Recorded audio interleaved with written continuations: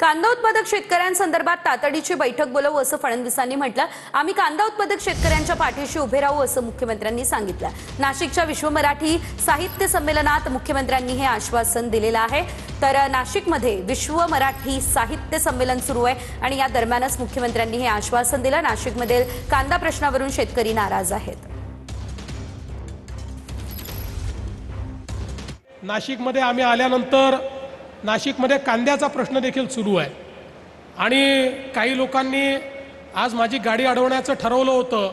दुर्दैवाने माझी गाडी निघून गेली, त्यामुळे त्यांचा कार्यक्रम काही होऊ शकला नाही, म्हणून त्यांची क्षमा मागतो की तुमचा कार्यक्रम होऊ शकला नाही, तुम्ही माझी गाडी अडवू शकला नाहीत, पण तुमचा प्रश्न महत्त्वाचा आहे। त्यामुळे मला आजच भुजबळ साहेबांनी, गिरीश भाऊंनी, दादा भुसे सगळ्या मंत्र्यांनी आज नाशिकच्या कांद्यावर बैठक घ्या अशा प्रकारचं पत्र दिलेलं आहे। त्यामुळे लवकरच ती बैठक घेऊन दरवर्षी आपण काही ना काही तोडगा काढतो, तसा तोडगा हा आपण निश्चितपणे कांद्यावर काढून आपल्या कांदा उत्पादक शेतकऱ्याला दिलासा देण्याचा प्रयत्न आपण करू।